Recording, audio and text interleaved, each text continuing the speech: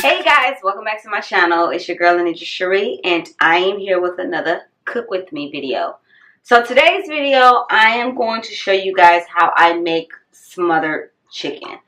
To me, there is no right or there is no wrong way to make smothered chicken. I've seen people make it plenty of different ways. So I am going to share with you guys today how I make my smothered chicken. So if you guys are actually interested in how I cook smothered chicken, then stay tuned. First, I'm going to start by seasoning my chicken. As you can see, I have a bunch of different pieces in her. I have chicken legs, boneless, skinless chicken thighs, and chicken breast pieces. I'm going to season it with whatever seasonings that I want. I'm using seasoning salt, a little of the Tony seasoning that I chose to use. I am going to be using a little black pepper. I also going to use a little paprika, garlic powder, onion powder, cayenne pepper, and whatever seasonings you choose. Just be mindful, do not get heavy-handed with your seasonings because it can get salty. But I put a little bit of whatever seasonings I have and whatever I like on my chicken, and then go from there. Oh, I do also add it's called a echote. It's like a yellow packet, not yellow, sorry, an orange packet of seasoning that I also put on my chicken. I get that down the aisle where they have like the Mexican seasonings and all that stuff, but I do like to put that on all my meats. I'm not saying that it gives it a different flavor, but I do notice it gives it the color that I like, and it probably does enhance the flavor.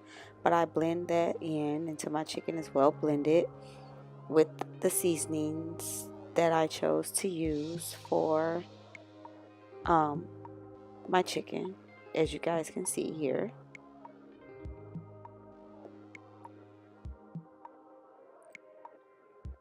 Once I'm done doing that, I'm going to pour some grease cooking oil into a skillet, and then I'm going to let that heat up. And once it's heat up, I'm going to add my chicken pieces.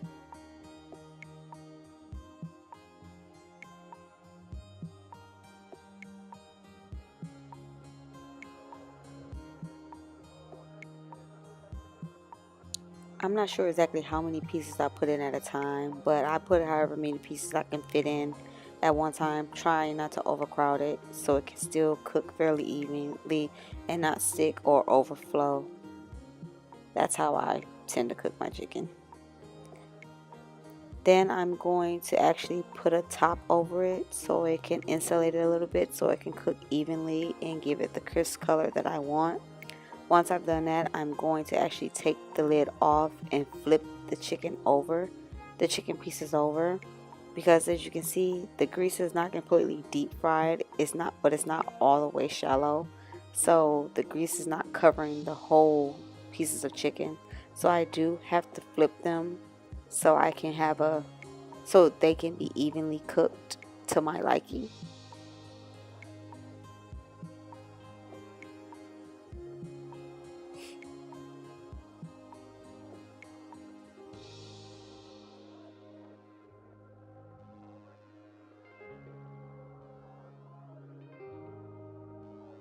Then once I'm done doing that, I'm going to actually put the lid back on the chicken and let it finish cooking and doing its thing, because nobody wants raw chicken.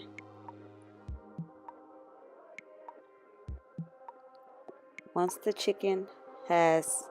I'm done frying the chicken, I am going to remove the chicken from the grease. I am going to let it drain in a bowl with a napkin that I have set off to the side to drain some of the excess grease off.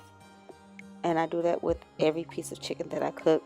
If you have a numerous batches of chicken to cook, you can just repeat the steps until all your chicken has been done, or is done, or has been all cooked, or fully cooked, however you want to word it.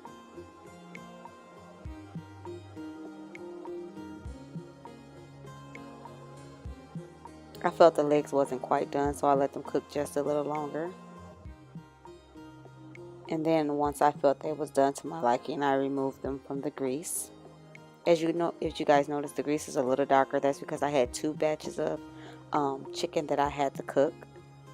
So once I completed cooking all the chicken, I'm going to completely remove all the pieces from the cooking oil and let the chicken drain on a napkin in a bowl. Then I'm going to pour off the excess grease into a bowl. Because the grease is hot, I'm going to use a stainless steel bowl so it won't melt the bowl in the process of cooling off, because I don't want to pour the hot grease in something and burn it or down the drain. I'm showing you guys exactly how much grease I have left over in the pot with the roux from the chicken. I'm going to use that to make the gravy that I'm going to make. So I'm going to add green peppers and onions to it because that's the flavor I like. You don't have to do this, but this is what I like to do. It gives it an extra flavor. And I'm going to saute and kind of fry up the onion, sort of say, in the gravy roux mix with the little leftover grease that I have in there. As you guys can see, that is exactly what I'm doing. I'm going to do this until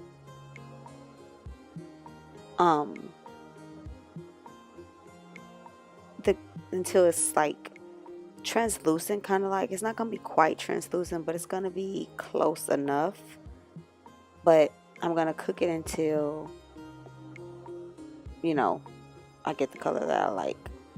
So as you guys can see, it cooked down a little bit, and here I'm going to stir it a little more just to make sure it's done to my liking. And once I feel that it's done enough to my liking and the onions and the green peppers has cooked some,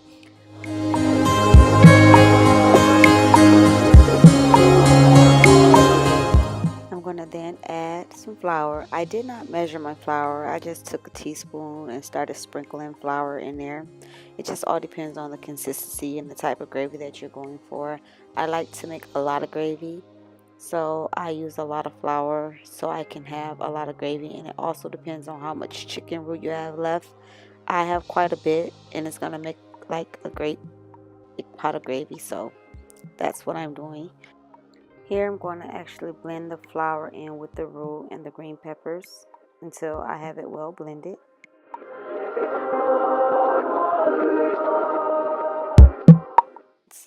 Because I find that if I do it this way, I won't have that white contrast after you pour your liquids in to make the gravy. This is what I like to do. And I noticed that I felt like I didn't have enough flour, so I'm going to go ahead and add some more. Again, you guys, I'm sorry, I do not have measurements. I just play everything by eye. I mean, pretty much that's how my granny cooked, so that's how I cook. I just play it by eye, and if I feel that it's enough, I'll go from there. So I'm just going to keep stirring it until it's well blended and kind of come out like almost like maybe like a thick pasty type of texture, sort of say.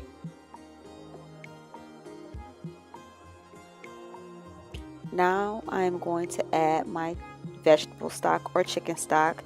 You can use either or. Here I'm using vegetable stock because that's what I have, but I also use water, so it's almost like I use the same parts of water as I use of stock. It all depends on what you have on hand.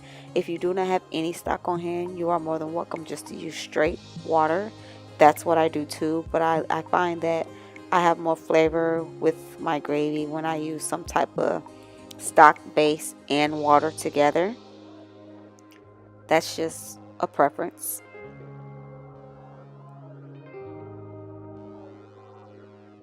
I'm going to stir it until I get the consistency that I want. You can add however much liquids that you like. Keep in mind that the gravy will thicken up the longer you let it simmer, the longer you let it cook. So you notice I'm trying to blend it out until all the little clumps has blended really well. The clumps of gravy and stuff has blended out really well. Then I add a little more seasonings for taste because you can dilute the taste down a little. So I do add a little more seasoning so I can have the exact flavor that I like. I use whatever seasonings that I like. that I feel that complements my taste buds, that I feel that gives my food flavor: garlic powder, onion powder, a little seasoning salt, pepper, paprika, cayenne pepper, whatever you choose to use is what you can use. By choice, I'm using some of the ones I just named, and I'm just going to stir and stir and stir and blend it until it's well blended. As you guys can see, it is thickening, and I feel that I need just a little more water because it may be a little too thick, because keep in mind, when you add the chicken, it's going to thicken up more. So I don't want it too thick to start off with, because the longer it simmers, the thicker it gets, and the longer it simmers, the better it tastes.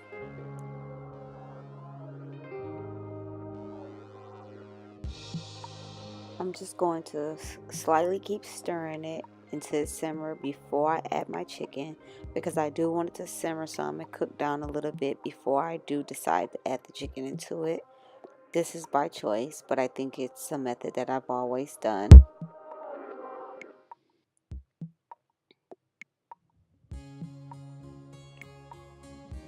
Now I'm going to take my chicken that I fried up, that I'm showing you guys, it's golden and pretty, and I'm going to add each piece of chicken to the gravy.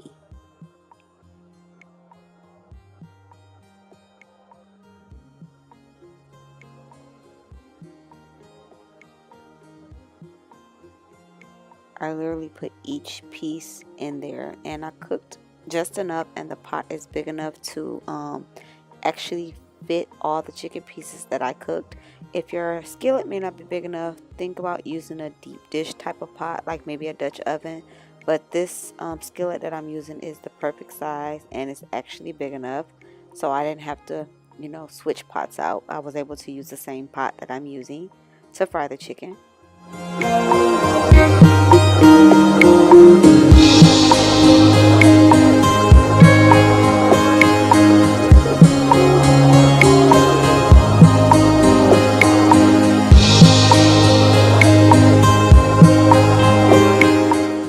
Once make sure all the chicken has been added to the pot, I'm going to make sure I submerge all the chicken into the gravy, so I can make sure all the chicken gets smothered. I don't want no partial smothered chicken. So once I do that, I'm going to put the lid back on and just let it simmer. And as you guys can see, I took the lid off so you can see how it's simmering, boiling, whatever you want to call it, and see how thick the gravy is getting with the chicken and mixed in with the gravy. And it's like really giving it the texture that I like. And I did not add any milk, you guys. I have seen recipes where they add milk, but I did not use any milk in my case.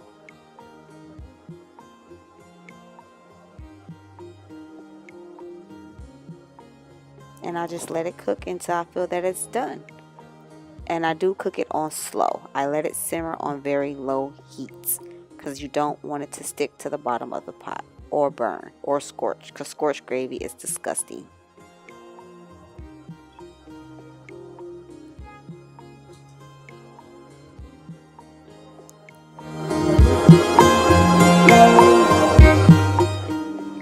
And here you guys have it. This is the finished product of my homemade smothered chicken.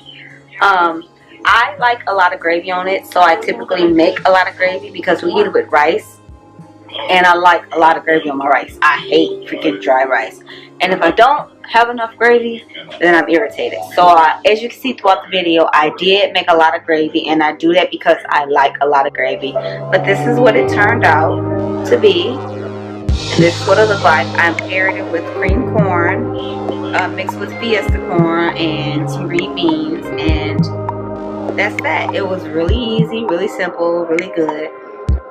Everything was done from scratch. Of course, I used canned green beans and canned corn. Who cares? But as far as everything else, I made the gravy from scratch. I made the rice using regular rice. And that's that. It was that simple, and it tastes really, really good. I hope you guys really enjoy my creation of how I make my smothered chicken, and I hope you guys will try it. Leave a comment in the description box below if you do try it and tell me how it turns out. If you have any ideas or meal ideas that you may want me to make on camera, then leave that in the comment section below as well. And until the next video, you guys, bon appetit.